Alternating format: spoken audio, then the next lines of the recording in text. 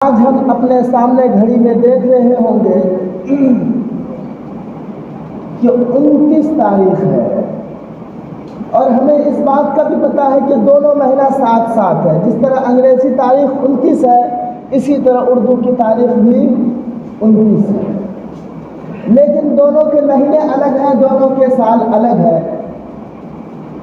انگریزی مہینہ 29 سے 30 چلے جائیں گے، لیکن آج 29 تاریخ اردو مہینہ جو ہے، ذی الحجہ کا جو مہینہ ہے، یہ آج آخری ہے۔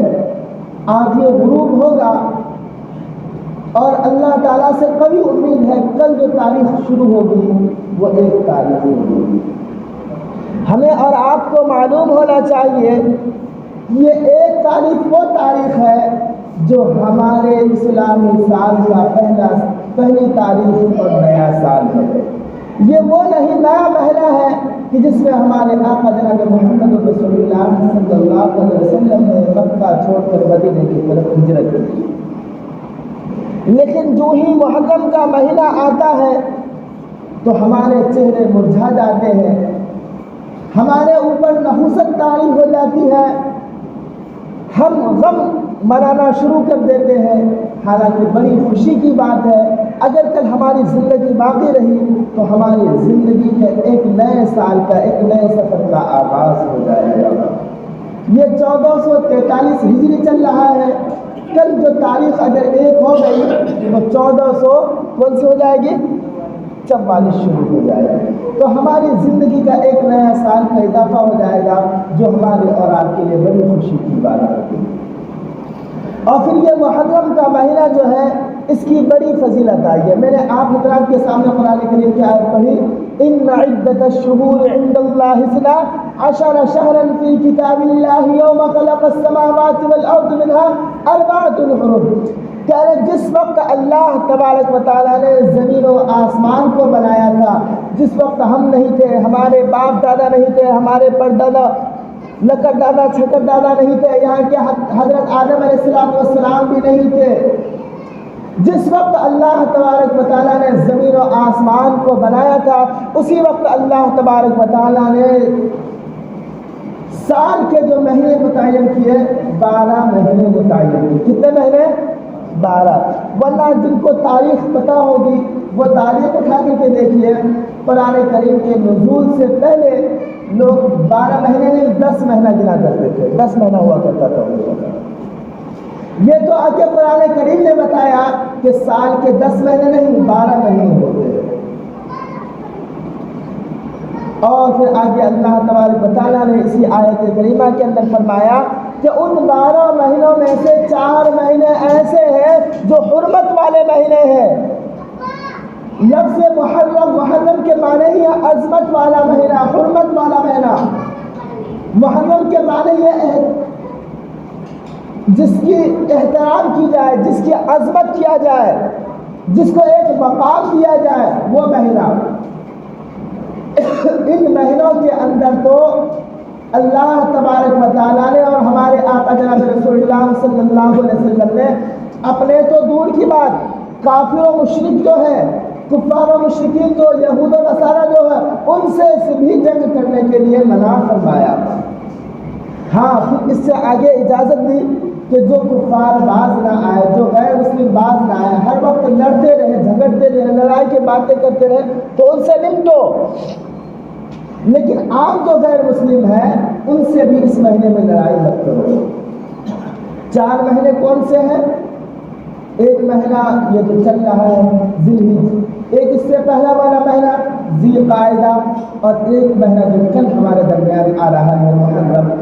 یہ 3 مہینہ ہو گئے حرمت والے، اور ایک اور مہینہ ہے شعبان سے پہلے جو ایک مہینہ تھا رجب کا مہینہ، وہ مہینہ حرمت والا ہے۔ یہ 4 مہینے حرمت والے ہیں، ان میں سے محرم سب سے پہلا مہینہ ہے، اور اس محرم کے مہینے کا اللہ تبارک و تعالیٰ کے یہاں بہت ہی بڑا مقام و مرتبہ ہے۔ ہم لوگ سمجھتے ہیں کہ جب حضرت حسین رضی اللہ عنہ 10 محرم کو شہید ہوئے تب چل کے اس کا مقام و مرتبہ بڑا ہوا، یہ ہماری بھول ہے، چوک ہے، ہماری غلط فہمی ہے۔ اس سے پہلے بھی اس مہینے کی بڑی فضیلت آئی ہے۔ تاریخ بتاتی ہے، روایات بتاتی ہے کہ حضرت آدم علیہ السلام کی جس دن گناہوں کی توبہ قبول ہوئی وہ محرم کی ہی رسم تاریخ تھی۔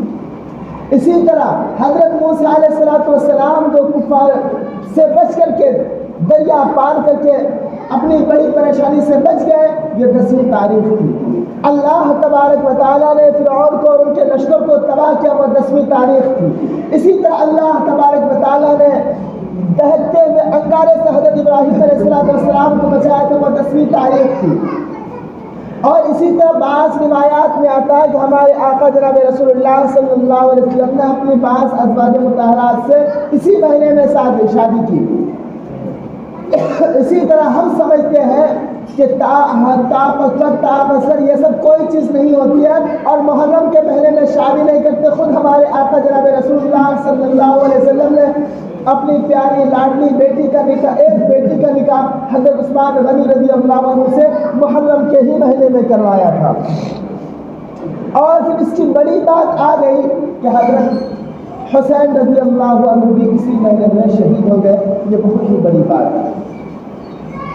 تو میں یہ عرض کر رہا تھا ماہ محرم کی فضیلت اب حضرت حسین کے شہید سے نہیں بلکہ اس سے پہلے سے اس مہینے کی بڑی فضیلت آئی ہے۔ اسی مہینے کے اندر ایک دن آتے ہیں جس دن کو ہم اور آپ یوم عاشورہ کہتے ہیں۔ ہمارے آقا جناب رسول اللہ صلی اللہ علیہ وسلم فرماتے ہیں جو شخص اس ایک دن کا روزہ رکھ لے گا تو مجھے اللہ تعالیٰ کی ذات سے امید ہے کہ اللہ گزشتہ صغیرہ 1 سال کے گناہوں کو معاف کر دیں گے۔ ہاں، لیکن ہمارے آقا جناب رسول اللہ صلی اللہ علیہ وسلم نے ایک بات فرمائی، جب آپ صلی اللہ علیہ وسلم مکہ سے ہجرت کر کے مدینہ آئے تو دیکھے کہ یوم عاشورہ کا روزہ رکھتے ہیں۔ آپ صلی اللہ علیہ وسلم نے یہودیوں سے پوچھا کہ بھائی آپ روزہ کیوں رکھتے ہیں؟ انہوں نے بتایا کہ اس دن ہمارے حضرت موسیٰ علیہ السلام کو نجات ملی تھی۔ تو آپ صلی اللہ علیہ وسلم نے فرمایا کہ جس طرح تم حضرت موسیٰ علیہ السلام کی تقلید کرتے ہو اس سے زیادہ ہم اس قابل ہیں کہ ان کی تقلید کریں، ہم بھی روزہ رکھیں گے۔ لیکن ہمارے آقا جناب رسول اللہ صلی اللہ علیہ وسلم نے پھر آگے فرمایا کہ صرف 10ویں محرم یوم عاشورہ کا روزہ نہیں رکھنا ہے بلکہ اس کے ساتھ ایک روزہ کا اور اضافہ کر لینا تاکہ یہودیوں کی موافقت نہ ہو، ان سے الگ ہو جائے۔ وہ لوگ صرف 10 محرم کا روزہ رکھتے ہیں، ہم لوگ 2 رکھیں گے، 9 10 رکھیں گے یا 10 11 رکھیں گے۔ اسی طرح میرے محترم بزرگوں دوستو، ماہ محرم کا مہینہ پتہ چل گیا جب ہمیں کہ یہ بڑی عظمت والا مہینہ ہے، احترام کا مہینہ ہے، تو ہمیں اس مہینے کے اندر کیا کرنی چاہیے؟ اللہ تبارک و تعالیٰ ہمیں اور آپ کو پیغام دیتے ہیں کلوا من الطیبات واعملوا صالحا۔ قرآن کریم کی آیت ہے کلوا من الطیبات واعملوا صالحا۔ 2 کام کرنا اس مہینے کے اندر زیادہ، ایک تو ہر مہینے کے اندر اچھے کام کرنا، حلال کھانا ہے اور ہر گناہ سے بچنا ہے، لیکن اس مہینے میں زیادہ کرنا۔ وہ 2 کام کیا ہے؟ کلوا من الطیبات، پاکیزہ رزق کھانا۔ کیا کھانا ہے؟ کیا کھانا فرمائیے؟ پاکیزہ رزق کھانا، حلال رزق کھانا ہے۔ اسی لیے ہمارے آقا جناب رسول اللہ صلی اللہ علیہ وسلم نے فرمایا 10ویں محرم کے دن، یوم عاشورہ کے دن، جو شخص اپنے بال بچوں پر کھانے کی کشادگی کرے گا، یعنی اچھا کھانا کھلائے گا، عمدہ کھانا کھلائے گا، تو اللہ تبارک و تعالیٰ کی ذات سے امید ہے کہ اللہ پورے سال اس کو اچھا کھانا اور عمدہ کھانا کھلائے گا۔ تو ہمیں اس مہینے میں سب سے پہلے یہ کام کرنا ہے کلوا من الطیبات، حلال کھانا کھانا ہے، حرام کھانے سے بچنا ہے۔ کیوں؟ جب ہم حلال کھانا کھائیں گے، اچھا کھانا کھائیں گے، عمدہ کھانا کھائیں گے تو اس کھانے کا اثر پڑے گا۔ اس کھانے کا اثر کیا پڑے گا؟ وَاعْمَلُوا صَالِحًا، اچھے عمل کرنے کی توفیق ہوگی، اچھے عمل کرنے کی توفیق ہوگی۔ کلوا من الطیبات واعملوا صالحا۔ اللہ تبارک و تعالیٰ کے یہ پیغام ہے، یہی حکم ہے کہ آپ عمدہ کام کریں، عمدہ کھانا کھائیں اور عمدہ کام کریں۔ ایسا کام کریں کہ غیر مسلموں کو بھی لگے کہ ہاں واقعی بہت اچھا کام کر رہے ہیں۔ کوئی آدمی اگر اچھا کپڑا پہنے تو کیسے لگتا ہے؟ دیکھنے میں اچھا لگتا ہے نا۔ کوئی آدمی کے کردار اچھا ہو، کریکٹر اچھا ہو، عمدہ کام کرے تو لوگ اس کی تقلید کرتے ہیں، اس کی پیروی کرتے ہیں اور اس جیسا بننے کی کوشش کرتے ہیں۔ اور اگر خدا نہ خواستہ کوئی برا کام کرے، کوئی غلط کام کرے، کوئی آدمی سوچتا ہے کہ میں اس طرح کام کروں؟ سوچتا ہے؟ بولیے نا بھائی، سوچتا ہے؟ نہیں سوچتا۔ کیوں؟ کہ وہ غلط ہے۔ اسی لیے اللہ تبارک و تعالیٰ نے تمام مسلمانوں کو یہ پیغام دیا، کلوا من الطیبات، تم پاکیزہ کھانا کھاؤ، واعملوا صالحا، اور اچھے عمل کرو۔ اور کیسے اچھے عمل؟ ایسے اچھے عمل کہ دوسرے لوگ دیکھیں تو ان کو بھی رشک آ جائے اور یہ کہنے پر مجبور ہو جائے کہ واقعی یہ بہت اچھا کام ہے، یہ بہت اچھا کام ہے، بہت عمدہ کام ہے، یہ کہنے پر مجبور ہو جائے۔ اور ہم جو ماہ محرم کے مہینے میں ایسے ایسے کام کرتے ہیں، کوئی اس کام کو اچھا کہتا ہے، کوئی اگر کہے گا میں کیوں اچھے کرتے ہیں، اس کو تاریخ بتانے لگ جائیں گے، یہ ہوا تھا، وہ ہوا تھا، حضرت حسین شہید ہو گئے تھے، تو وہ پوری تاریخ پوچھیں گے کیسے شہید ہوئے تھے، کون شہید ہوئے تھے، تو آپ کہیں گے کہ ایک مسلمان نے ہی کس کو شہید کر دیا تھا؟ حضرت حسین کو شہید کر دیا۔ تو دوسرے لوگ کیا کہیں گے؟ بڑی افسوس کی بات ہے کہ بھائی تم نے اپنے محبوب جناب محمد رسول اللہ صلی اللہ علیہ وسلم کے نواسے کو تمہارے اپنوں نے نہیں چھوڑا۔ تو آج اگر ہم دو بات اس کے اوپر برا بھلا کہہ دیں تو اس میں کون سی بڑی بات ہے؟ تمہارے مسلمانوں نے تو تمہارے نبی کے نواسے کو قتل کر دیا، ہم اگر دو بڑی بات کہہ دیے تو کیا بڑی بات ہو گئی؟ اس لیے بڑی افسوس کی بات ہے۔ اس لیے ہم لوگ کیا کریں؟ برے حرکت کو چھوڑ دیں۔ اللہ کہہ رہا میں نہیں کہہ رہا ہوں، وَعْمَلُوا صَالِحًا، ایسے اچھے عمل کرو لیکن لوگوں کو دیکھنے میں کیا لگے؟ اچھے لگے، اور لوگ اس کام کی تعریف کریں اور دیکھنے والے کہ ہاں واقعی بہت اچھا کام ہے۔ اور ہم لوگ جو یوم عاشورہ میں ایسے کام کرتے ہیں یہ اچھا کام نہیں ہوتا ہے۔ ہم لوگ سمجھتے ہیں کہ تھوڑا سا تلوار نکال لیں گے، لاٹھی واٹھی نکال لیں گے، ہم سے یہ غیر مسلم ڈر جائیں گے، یہ ہم اس لاٹھی سے ڈرنے والے ہیں۔ بھائی یہی فوجی تھوڑا سا لاٹھی دکھا دیا سب اپنے اپنے گھر گھس جائیں گے۔ بندوق ہے، پستول ہے، ایسے ایسے بم ہے کہ ایک مرتبہ پھینک دیے تو 50 کی 50 بستیاں ایک ہی مرتبہ چل جائے گی۔ ہمارے لاٹھی سے کیا ڈر ہوگا؟ بلکہ اس سے الٹا ان کو الگ غلط فہمی ہوگی کہ واقعی اسلام اچھی مذہب کی تعلیمات دی گئی ہے۔ اور پھر دوسری بات یہ کہ دو مسلک ہے، ایک ہے شیعہ اور ایک ہے سنی، ایک ہے شیعہ اور ایک ہے سنی۔ ہم لوگ کیا بتائیے تو کون، زور سے بولیے، کون سے مذہب مانتے ہیں؟ سنی ہے نا، اس میں کوئی شک ہے؟ کیوں؟ کیونکہ شیعہ جو لوگ ہوتے ہیں ان کے بہت زیادہ غلط عقیدے ہیں، وہ تراویح نہیں پڑھتے، وہ حافظ نہیں بنتے، وہ قرآن کو صحیح نہیں مانتے، وہ آپ صلی اللہ علیہ وسلم کو بھی غلط، یہاں تک کہ غلط کہہ دیتے ہیں، حضرت ابو بکر کو گالی دیتے، عمر کو گالی دیتے۔ تو ہم لوگ تو شیعہ تو نہیں ہیں۔ اور ڈھول بجانا، مرثیے گانا، یہ سب چیز کن کے کام ہے؟ شیعوں کا کام ہے۔ تو ہم لوگ ہیں شیعہ اور کام کر رہے کون سے؟ سنی کے۔ تو ہم میں اور ان میں فرق ہونا چاہیے نا، جس طرح ایک مرد ہے اور ایک عورت ہے، دونوں میں فرق ہونا چاہیے نا۔ اور اگر دونوں کے بیچ ہو جائے تو کون ہوتے ہیں وہ آپ سب کو معلوم ہے۔ کون ہوتے ہیں مفتی صاحب؟ پہلے ہم ٹرین میں سفر کیا کرتے تو وہی دیکھتے تو بہت زیادہ تالی بجانے والے ہوتے ہیں، تو وہی ہو جائے گا۔ اس لیے میرے محترم بزرگوں دوستوں، ہم اگر سنی ہیں تو سنی بن کر کے رہیں۔ شیعہ کیا کر رہے ہیں ہمیں اس سے مطلب نہیں، ہمیں اس بارے میں بحث نہیں کرنا ہے، ہمیں ان سب چیزوں سے محفوظ رہنا، ہمیں اچھا بن کر کے رہنا ہے، ہمیں اچھا۔ دوسرے کیا کر رہے ہیں ہمیں اس کے چکر میں نہیں پڑ رہی ہے، ہم کس طرح ہیں اس طرح ہمیں کام کرنا ہے۔ اور پھر ہمارے آقا جناب رسول اللہ صلی اللہ علیہ وسلم نے ایک موقع سے فرمایا، اور اکثر و بیشتر خطبے میں، دوسرے خطبے میں پڑھی جاتی ہے، اللہ اللہ فی اصحابی لا تتخذوهم غرضا من بعدی فمن احبهم فبحبی احبهم ومن ابغضهم فببغضی ابغضهم وخیر القرون قرنی ثم الذین یلونهم ثم الذین یلونهم۔ اس حدیث کے اندر بھی ہمارے آقا جناب رسول اللہ صلی اللہ علیہ وسلم نے فرمایا کہ صحابہ کو برا بھلا مت کہو۔ اگر صحابہ کو برا بھلا کہو گے تو گویا کہ تم مجھے برا بھلا کہو گے، اور جس نے مجھے برا بھلا کہا اس نے اللہ کو برا بھلا کہا، اور جس نے اللہ کو برا بھلا کہا اور اللہ کو تکلیف پہنچائی تو اللہ اس کو چھوڑے گا کبھی؟ ہرگز نہیں چھوڑے گا۔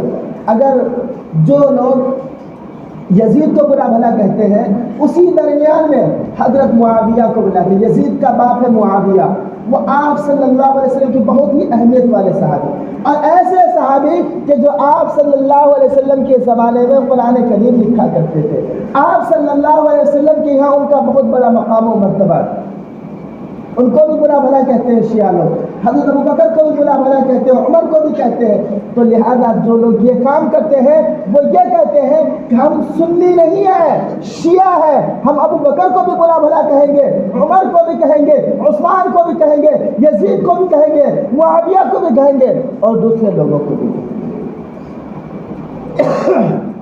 اور ہمارے آقا جناب رسول اللہ صلی اللہ علیہ وسلم نے کبھی اس طرح کا یوم عاشورہ نہیں منایا، اور صحابہ کرام نے بھی کبھی نہیں کیا، اور صحابہ کرام کے بعد دور دراز زمانے کے ساتھ خیر القرون قرنی ثم الذین یلونہم ثم الذین یلونہم، حضرت حسین کے شہید ہونے کے کافی دنوں کے بعد تک بڑے بڑے علماء کرام نے، اولیاء کرام نے، بزرگان دین نے، علماء دین نے ان سب کام کو بالکل نہیں کیا۔ کیا کیا؟